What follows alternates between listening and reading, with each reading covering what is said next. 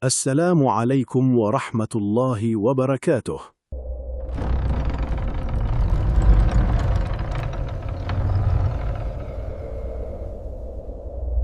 Selamat datang di channel Lawang Sewu. Tempat ini kisah-kisah gelap, rahasia yang disembunyikan, dan teror dari dunia tak kasat mata akan menemani malam kalian. Di luar sana, mungkin banyak orang menganggap santet, pesugihan, dan ilmu gaib hanyalah cerita yang menakutkan untuk menakut-nakuti. Tapi bagi sebagian orang, semua itu nyata. Nyata dalam bisikan malam, nyata dalam mimpi buruk yang datang berulang, nyata dalam tragedi yang sulit dijelaskan dengan logika manusia.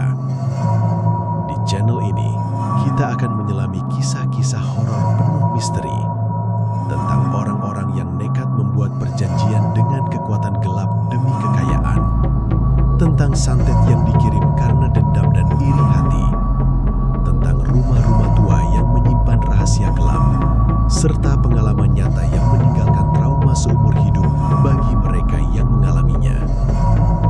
Namun, ingat, apa yang kalian dengar di sini bukan sekedar hiburan, karena ada beberapa pintu yang seharusnya tidak pernah dibuka, ada nama yang sebaiknya tidak disebut, dan ada tempat-tempat tertentu yang masih menyimpan energi mengerikan hingga hari ini.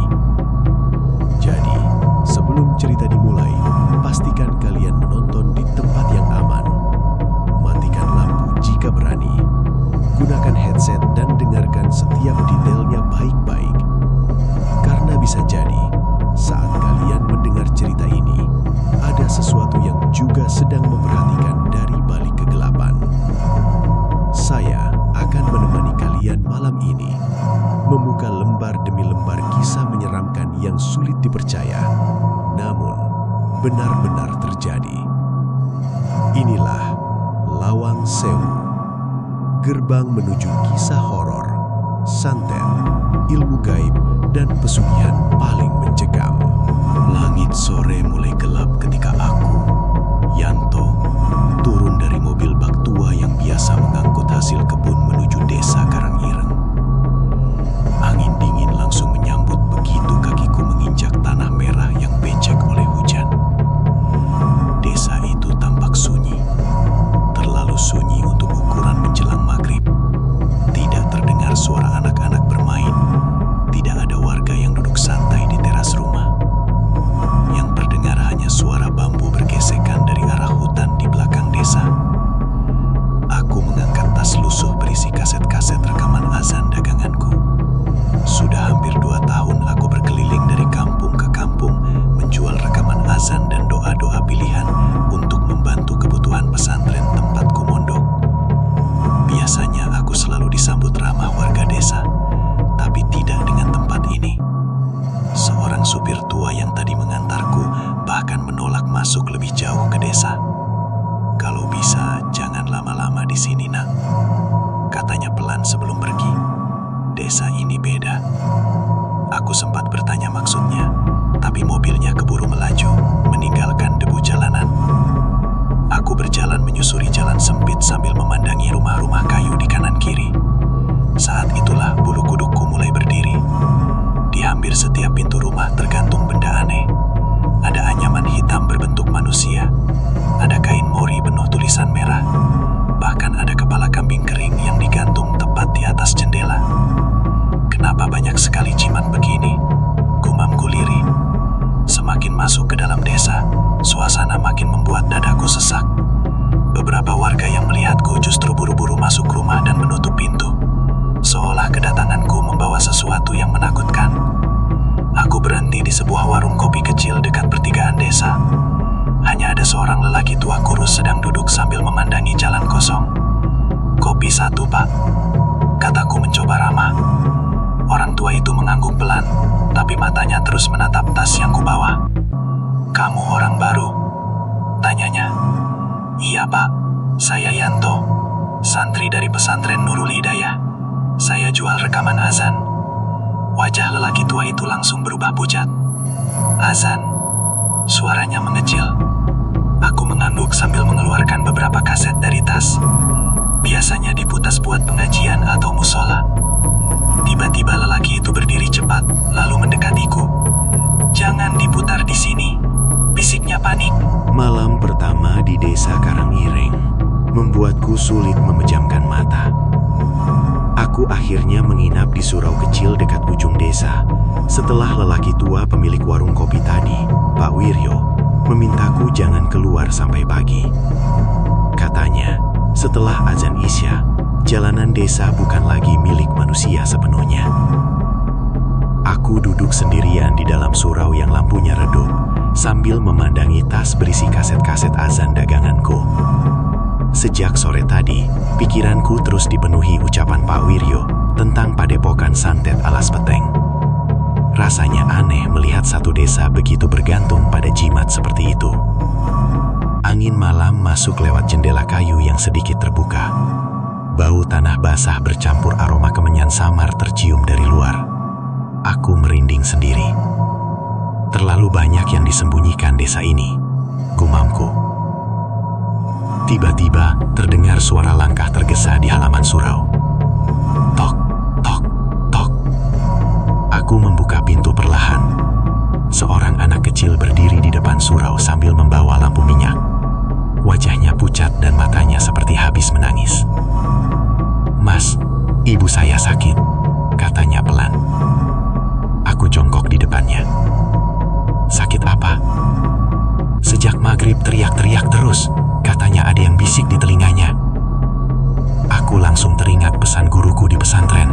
Kalau ada orang kesurupan atau terkena gangguan gaib, jangan pernah takut lebih dulu. "Rumahmu di mana?" Anak itu menunjuk rumah kayu dekat kebun pisang tak jauh dari surau. Aku membawa tas kecilku, lalu mengikutinya berjalan menembus dinginnya malam desa. Sepanjang jalan, suasana terasa makin ganjil. Banyak rumah mematikan lampu lebih awal. Beberapa pintu dipenuhi raja hitam yang tadi siang belum kulihat. Bahkan ada suara orang menangis samar dari balik pepohonan bambu. Saat sampai di rumah anak itu, beberapa warga sudah berkumpul di depan pintu dengan wajah cemas. "Santri itu datang," bisik seseorang. Aku masuk perlahan. Seorang perempuan setengah baya terlihat meronta di atas dipan sambil tertawa aneh. Rambutnya berantakan, sementara kedua tangannya memegang erat sebuah jimat kain hitam. "Panas, panas," teriaknya. Seorang bapak tua mendekatiku. Dia begini sejak dengar suara azan maghrib dari surau tadi. Aku mengernyit. Azan. Belum sempat aku berpikir lebih jauh, perempuan itu tiba-tiba menatapku tajam. "Kamu, jangan dekat-dekat," bentaknya dengan suara berat bukan seperti suara perempuan. Bulu kuduku langsung berdiri. Aku mencoba tenang lalu duduk di dekat pintu. Perlahan aku mengeluarkan kaset kecil berisi rekaman azan yang biasa ku jual. Kaset itu pemberian langsung dari kiai pesantren sebelum aku berangkat keliling kampung. Dengan tepa tua milik penghuni rumah, aku memutar rekaman itu pelan. Allahu Akbar. Allahu Akbar. Baru beberapa detik suara azan terdengar. Perempuan itu langsung menjerit keras sambil menutup telinganya. "Matikan, matikan." Brak. Jimat kain hitam di tangannya mendadak retak seperti terbakar dari dalam. Asap tipis keluar, disertai bau anjan menyengat. Semua warga mundur ketakutan. "Astagfirullah," bisik seorang ibu. Aku sendiri terkejut. Sejak malam ketika jimat-jimat warga retak sendiri, suasana desa Karangiring berubah semakin mencekam. Tidak ada lagi warga yang berani keluar setelah maghrib. Bahkan suara ayam dan anjing pun mendadak hilang, seolah seluruh desa ikut menahan napas. Aku masih tinggal di surau kecil dekat ujung desa bersama Pak Wiryo. Lelaki tua itu terus memintaku berhati-hati sejak sosok bermata merah muncul dari arah hutan malam itu. "Itu bukan manusia biasa, Yanto," katanya sambil menutup pintu surau rapat-rapat. "Padepokan Alas Peteng tidak pernah membiarkan orang mengganggu jimat mereka." Aku duduk bersila di lantai surau sambil memandangi kaset azan di tanganku. Sampai sekarang aku sendiri belum mengerti kenapa rekaman itu bisa membuat jimat-jimat santet rusak begitu saja. Pak, sebenarnya siapa Kiraga Sukma itu? Tanyaku pelan. Pak Wiryo langsung diam beberapa detik. Wajahnya terlihat makin pucat ketika nama itu disebut. Dulu dia orang biasa, Yanto. Jawabnya lirih. Tapi setelah masuk ke hutan larangan bertahun-tahun lalu, dia kembali dengan ilmu hitam. Sejak itu Padepokan Alas Peteng mulai berdiri. Kenapa warga tidak melawan? Pak Wiryo tertawa kecil, tapi tawanya terdengar getir. Sudah banyak yang mencoba, semuanya hilang. Angin malam berhembus pelan dari sela-sela dinding kayu surau. Lampu minyak di dekat kami bergoyang kecil. Aku bisa merasakan suasana makin tidak nyaman. Tiba-tiba, tok, tok, tok. Suara ketukan keras terdengar dari pintu depan surau. Aku dan Pak Wiryo langsung saling berpandangan. Siapa? Tanyaku keras. Tidak ada jawaban. Tok, tok, tok. Ketukannya makin keras. Pak Wiryo mendekatiku sambil berbisik. Jangan langsung buka. Aku berjalan perlahan menuju pintu. Saat ku buka sedikit, tidak ada siapa-siapa di luar. Hanya halaman surau yang gelap dengan kabut tipis turun menutupi tanah.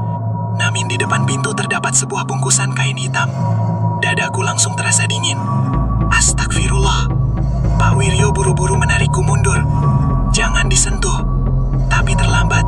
Kain itu tiba-tiba bergerak sendiri, seperti ada sesuatu di dalamnya.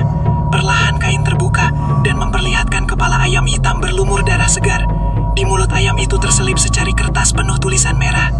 Pak Wiryo gemetar. Itu tanda perang dari Padepokan. Belum selesai ia bicara, suara tawa berat terdengar dari luar surau.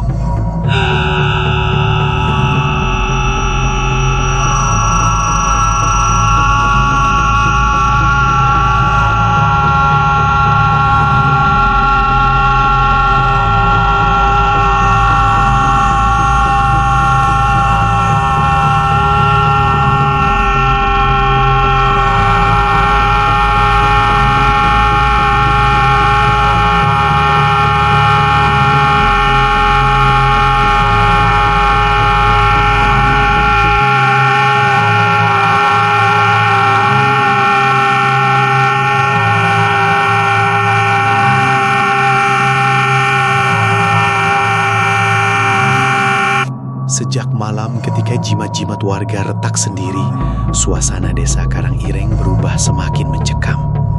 Tidak ada lagi warga yang berani keluar setelah maghrib. Bahkan suara ayam dan anjing pun mendadak hilang, seolah seluruh desa ikut menahan napas. Aku masih tinggal di surau kecil dekat ujung desa bersama Pak Wiryo.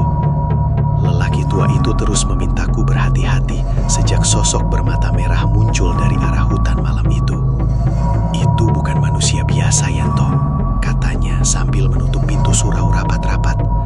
Padepokan Alas Peteng tidak pernah membiarkan orang mengganggu jimat mereka. Aku duduk bersila di lantai surau sambil memandangi kaset azan di tanganku. Sampai sekarang aku sendiri belum mengerti kenapa rekaman itu bisa membuat jimat-jimat santet rusak begitu saja. Pak, sebenarnya siapa Kiraga Sukma itu? Tanyaku pelan. Pak Wiryo langsung diam beberapa detik. Wajahnya terlihat makin pucat ketika nama itu disebut. Dulu dia orang biasa, Yanto. Jawabnya lirih. Malam setelah kemunculan orang-orang berjubah hitam di ujung desa, aku memutuskan kembali ke pesantren Nurul Hidayah sebelum keadaan semakin berbahaya bagi warga Karangireng. Pak Wiryo yang mengantarku sampai perbatasan desa terlihat terus gelisah sepanjang perjalanan. Kamu harus hati-hati, Yanto, katanya pelan sambil memegang pundakku. Kalau Padepokan Alas Peteng sudah mulai bergerak, mereka tidak akan berhenti sebelum targetnya hancur. Aku mengangguk perlahan. Kalau memang mereka mencari saya, biar saya yang hadapi. Pak Wiryo justru menghela napas panjang. Kamu belum tahu seberapa mengerikannya santet Padepokan itu. Langit masih gelap ketika aku tiba di pesantren. Bangunan tua berdinding kayu itu terlihat tenang seperti biasanya. Suara santri mengaji samar terdengar dari musola utama. Untuk sesaat, aku merasa sedikit lega. Namun, perasaan itu tidak bertahan lama. Begitu masuk halaman pesantren, aku langsung melihat beberapa santri berdiri bergerombong dengan wajah pucat. "Yanto datang," bisik salah satu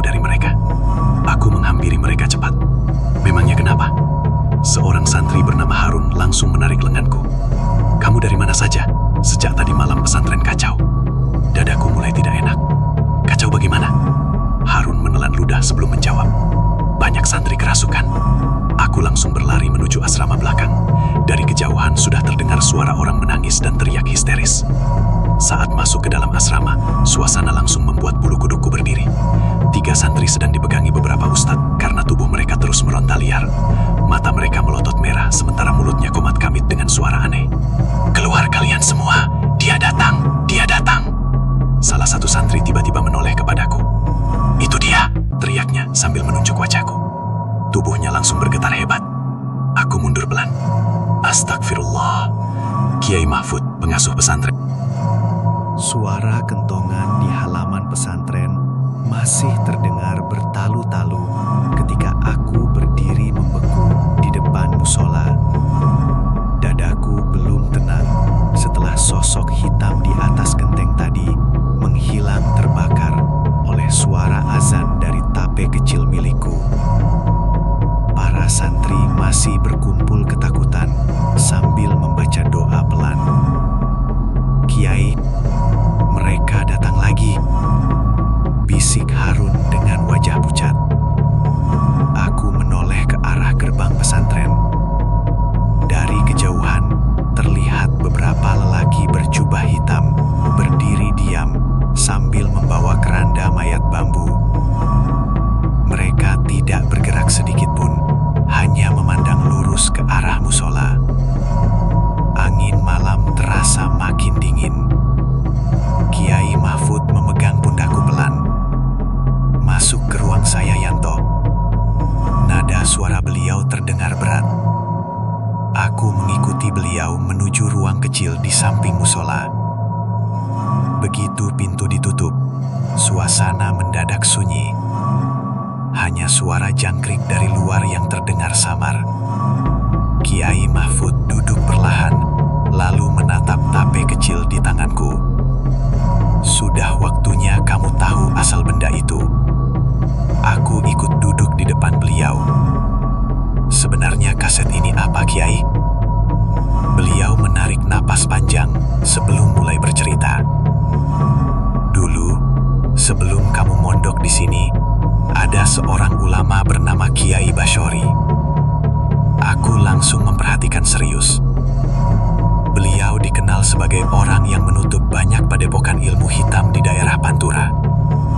Salah satunya padepokan Alas Petang. Aku terdiam. "Jadi, Kiraga Sukma sudah pernah melawan beliau?" Kiai Mahfud mengangguk pelan. "Bukan hanya melawan, mereka saling memburu." Lampu minyak di ruangan bergoyang kecil tertiup angin. Wajah Kiai Mahfud terlihat makin serius. Suatu malam, Kiai Bashori datang ke padepokan Alas Petang sendirian. Saat itu, tempat itu jauh lebih mengerikan dari sekarang. Banyak manusia dijadikan tumbal. Aku menelan ludah. Lalu apa yang terjadi? Beliau memandang tape di tanganku.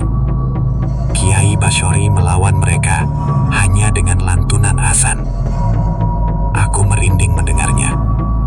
"Azan?" "Ya," jawab beliau lirih. "Karena ilmu hitam paling takut pada panggilan tauhid." Beliau lalu membuka lemari kayu tua di sudut ruangan. Dari dalam, beliau mengeluarkan sebuah kotak usang penuh debu. Kaset itu direkam langsung oleh Kiai Bashori.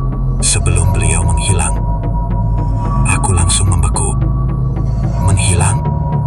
Kiai Mahfud mengangguk. Setelah membakar sebagian jimat padepokan, beliau tidak pernah kembali lagi. Tapi sebelum pergi, beliau menitipkan rekaman azan itu ke pesantren ini. Aku memegang tape kecilku erat-erat. "Kenapa baru sekarang dipakai?" "Karena tidak semua orang kuat membawanya." Aku mengernyit bingung. "Maksud Kiai?" Beliau menatapku tajam. "Kaset itu bukan sekedar rekaman biasa. Di dalamnya ada doa-doa yang sudah diamalkan bertahun-tahun. Orang yang membawanya akan otomatis dicari oleh pengikut ilmu hitam." Dadaku terasa berat mendengar itu. Jadi sejak awal, saya memang jadi target mereka. "Ya,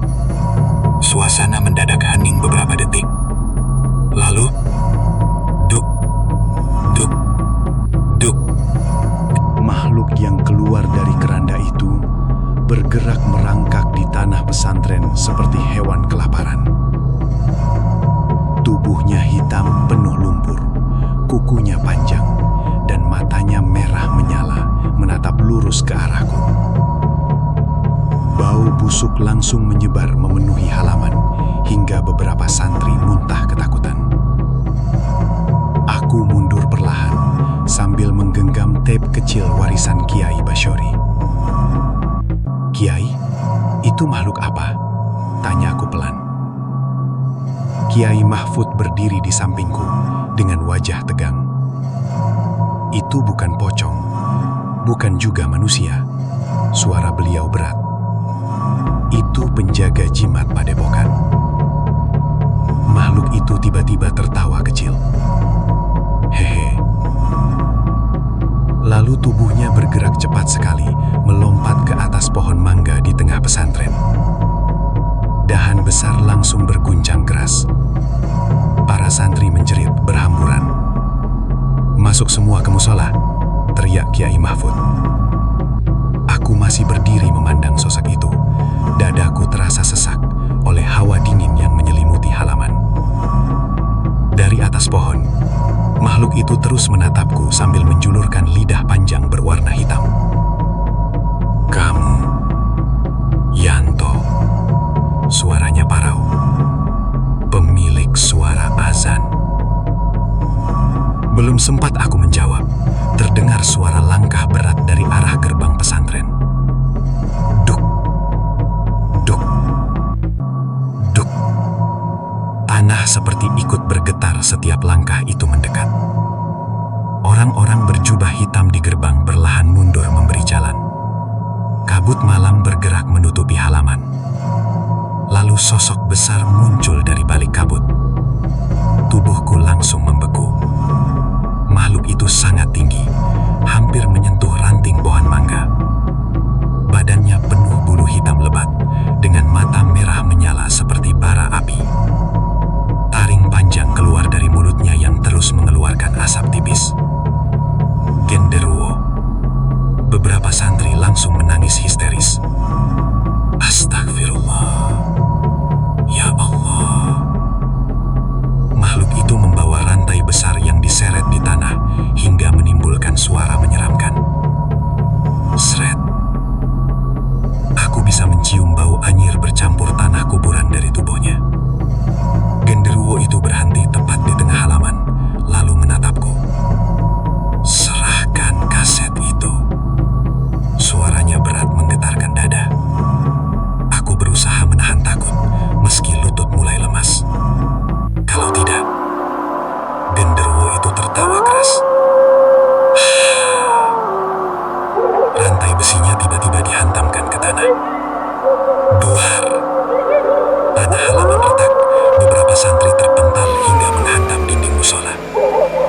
Aku refleks membantu Harun berdiri. "Masuk ke dalam," bentakku. "Tapi kamu, cepat." Harun dan santri lain langsung masuk musola sambil menangis ketakutan. Kini hanya aku dan Kiai Mahfud yang masih berdiri di halaman menghadapi genderuwo raksasa itu. Angin malam makin menggila. Jimat-jimat yang tergantung di pohon pesantren bergerak sendiri seperti hidup. Kiai Mahfud mendekatiku. "Yanto, sekarang putar kaset itu." Tanganku gemetar saat memasukkan kaset ke tape kecil. Genderuwo itu seperti sadar apa yang akan kulakukan.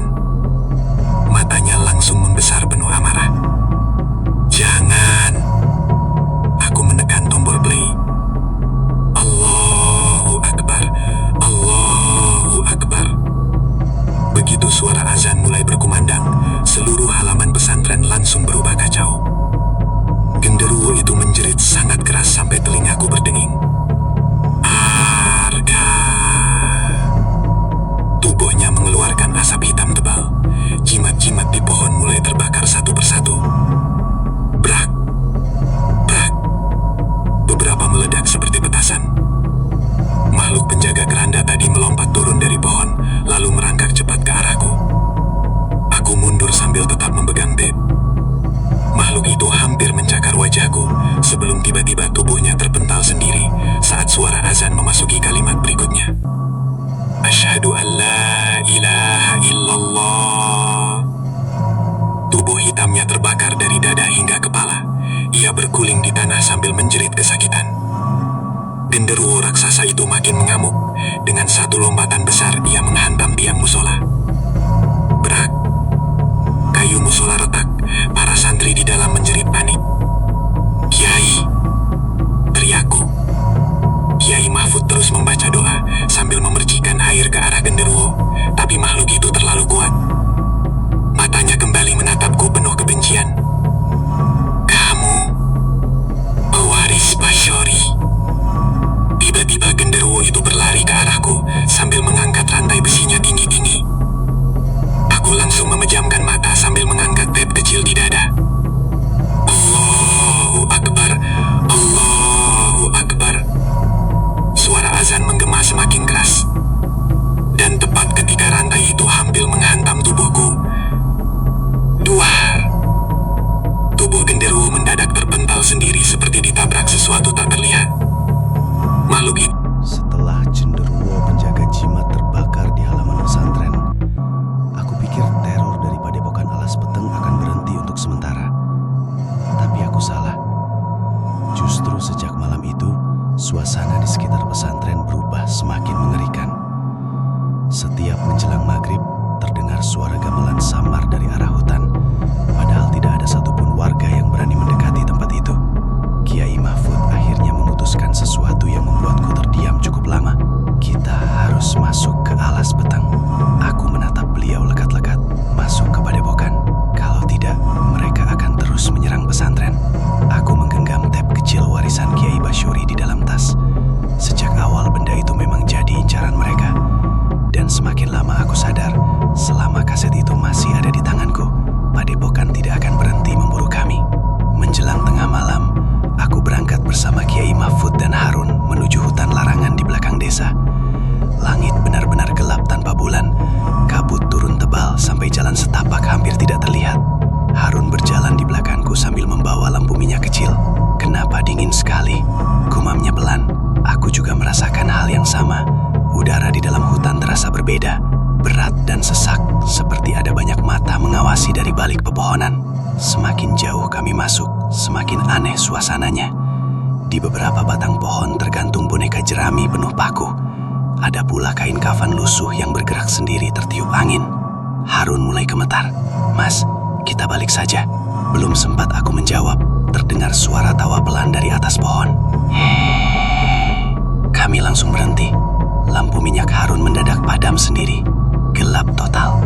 Aku bisa mendengar suara napas berat di sekitar kami. Kiai Mahfud membaca doa pelan. "Jangan panik." Aku buru-buru mengambil tab kecil dari tasku. Tapi sebelum sempat menyalakannya, sesuatu tiba-tiba jatuh tepat di depan kami. Duk, tanah sampai bergetar. Aku menyalakan senter kecil dan napasku langsung tercekat. Sesosok genderuwo jauh lebih besar dari sebelumnya berdiri hanya beberapa meter di depan kami. Tubuhnya hitam pekat penuh lumpur dengan mata merah menyala seperti bara api. Di lehernya tergantung puluhan tengkorak kecil dan jimat kain hitam. Bau busuk menyengat langsung menusuk hidung. Harun jatuh terduduk ketakutan. Ya Allah, genderuwo itu menatapku sambil menyeringai memperlihatkan taring panjang. Pewaris suara adzan. Suaranya berat sekali sampai dadaku bergetar. Aku mencoba tetap tenang meski lutut mulai lemas. "Kamu penjaga Padepokan?" Makhluk itu tertawa keras. "Aku penjaga ritual kematian." Tiba-tiba pohon-pohon di sekitar bergerak hebat meski tidak ada angin. Dari balik kabut muncul bayangan hitam berdiri mengelilingi kami. Aku sadar kami sudah dijebak. Genderuwo itu mengangkat tangan kanannya perlahan. Dan dari tanah berlumpur, puluhan tangan hitam mendadak keluar mencengkram kaki kami. Harun langsung menjerit, "Mas Yanto." Aku mencoba menarik kaki, tapi tangan-tangan itu sangat kuat dan dingin seperti mayat. Kiai Mahfud terus membaca ayat suci sambil memukul tanah dengan tongkat kayunya. Beberapa tangan hitam mulai terbakar, tapi jumlahnya semakin banyak. Genderuwo itu tertawa puas. "Kalian tidak akan keluar hidup-hidup dari Alas Peteng." Aku akhirnya berhasil mengambil tab kecil dari tasku dengan tangan gemetar. Begitu genderuwo melihat benda itu, wajahnya langsung berubah marah. "Jangan putar itu." Aku menekan tombol play. Allahu Akbar. Allahu Akbar. Suara adzan menggema di tengah hutan gelap. Dan saat itu juga seluruh suasana berubah kacau.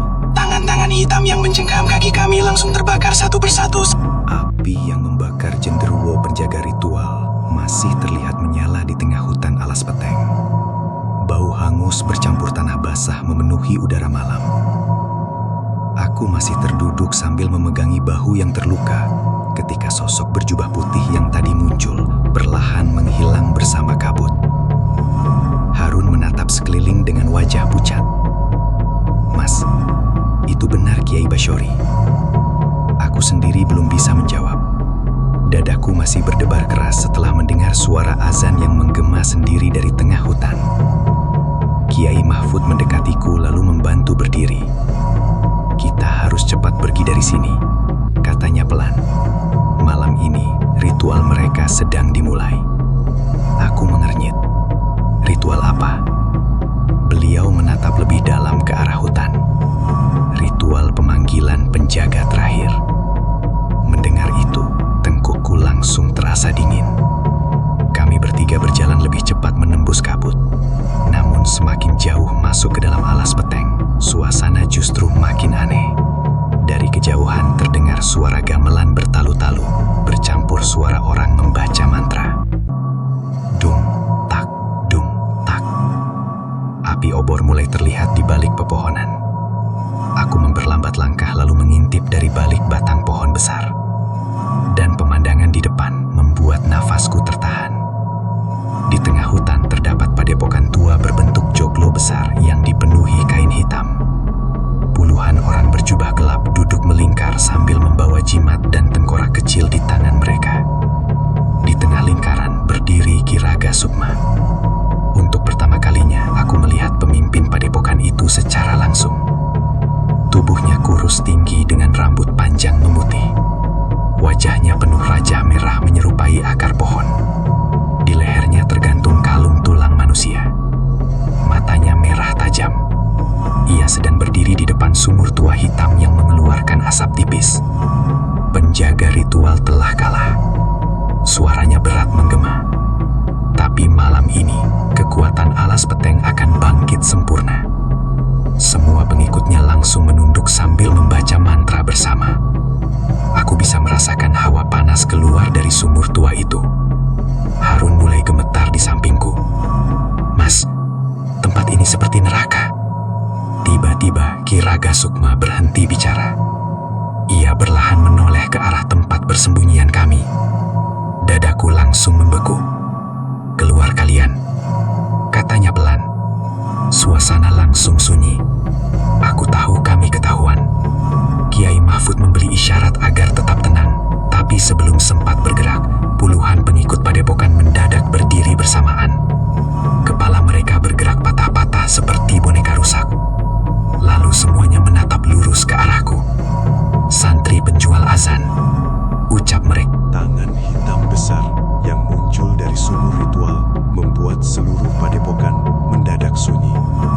Para pengikut alas peteng yang tadi kerasukan langsung bersujud sambil gemetar ketakutan.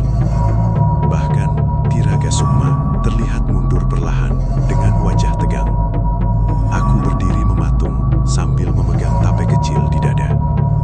Suara azan masih terus berkumandang pelan di tengah padepokan yang mulai dipenuhi asap hitam. Allahu Akbar. Allahu Akbar.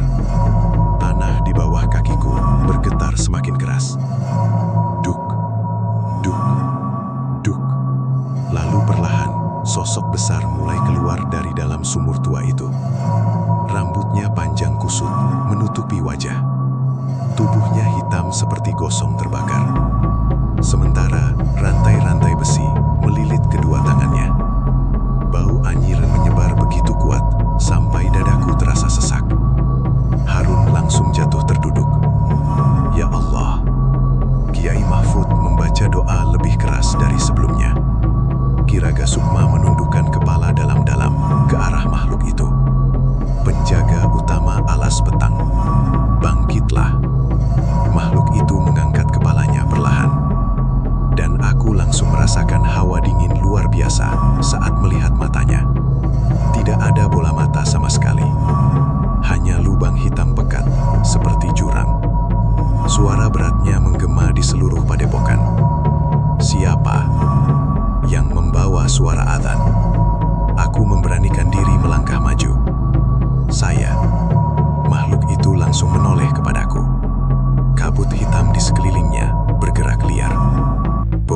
Hafiz Basyori. Kiraga Sukma tersenyum tipis, lalu menunjuk ke arahku. Bunuh dia. Hancurkan kaset itu. Mendadak makhluk penjaga sumur itu meraung sangat keras.